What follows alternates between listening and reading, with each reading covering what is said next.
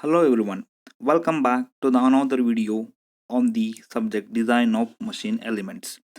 In previous few videos, we discussed the first unit from the design of machine element, that is the introduction to the design. And today we will be starting a new unit from the design of machine element, that is the design of shaft. So let us get started. Okay, this is the content which we are going to study in the today's presentation. So we'll discuss the introduction of the shaft. We'll study the classification of the different kinds of the shaft. We'll study the what kind of the material used for the manufacturing of the shaft, and we'll study the properties of the material which are used for the manufacturing of the shaft. Okay, next, what exactly shaft means? Okay, a shaft is a bar which is usually a circular in the cross section. That is, most of the shafts, or in fact all the shafts, they are circular in the cross section, and it is generally used for the transmission of the power. Okay, how? Either it is used to transmit the power from motor to compressor, turbine to generator, motor to pump, and so on.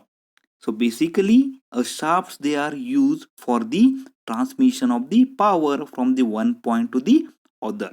Okay, in order to transmit the power from one shaft to the another, the various members such as coupling, pulleys, gears, etc., they are mounted on it. Okay, in order to transmit the effective transmit of the power from the one point to another.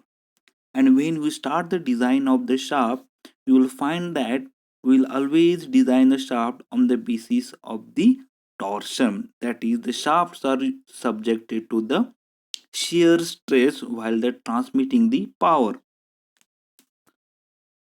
So this is how the shafts looks like, which are circular in the cross section. Fine. Okay, introduction. So whatever point I have told now, those will be covered in the introduction. Such as shaft is a common and important machine element which is rotating in nature. In general, it has a circular cross section area and used for the transmission of the power. The shaft may be hollow, of course, it may be hollow or it may be a solid.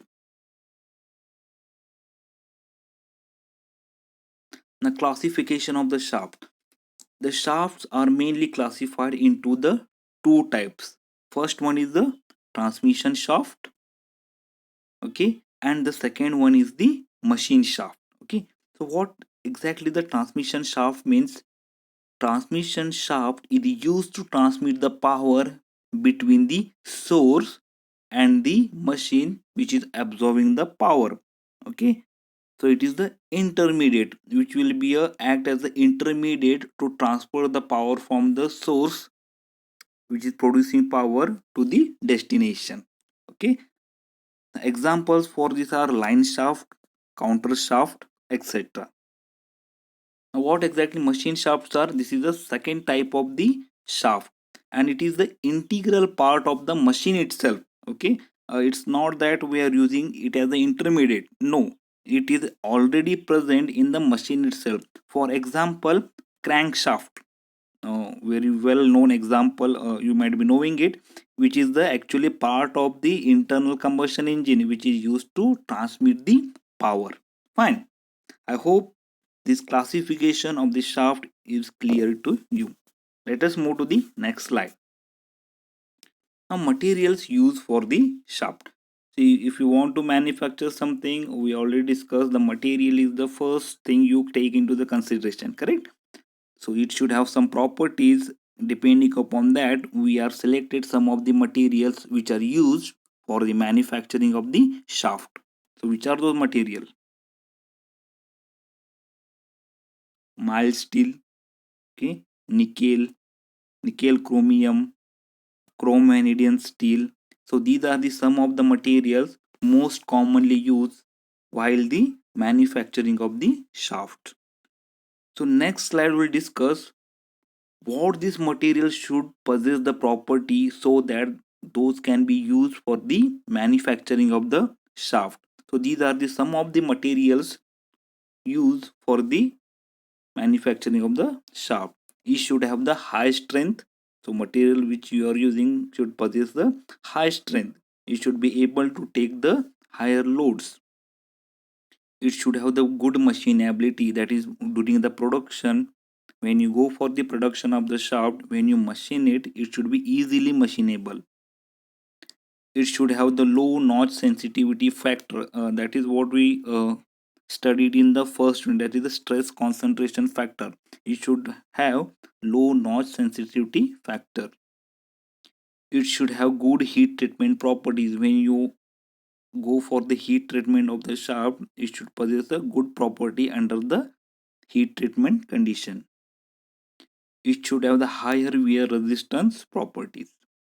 Okay, so these are the some of the properties of the materials which we are going to use for the manufacturing of the shaft. Next we'll discuss the standard sizes available for the shaft. It is not like you can make the shaft of the any diameter. No. So it is mentioned by the Bureau of Indian Standard. You should manufacture the shaft within the prescribed diameters only.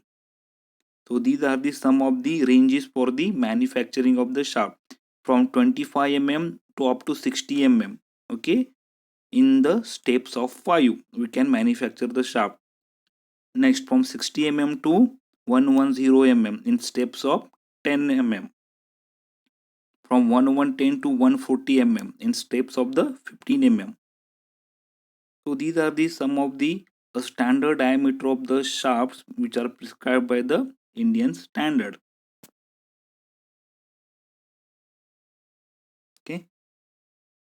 So yes, so we are almost come to the end of the first lecture from the second unit, that is the design of the shaft. In today's lecture we discuss about the what the exactly the shaft means. We also discuss the what are the different classification of the shafts. We discuss what are the materials used for the manufacturing of the shaft. We discuss the what are the properties those materials should possess, and finally we discuss the standard size of the shafts which are used for the manufacturing. I hope your concept is clear. We'll meet in the next video. Thank you.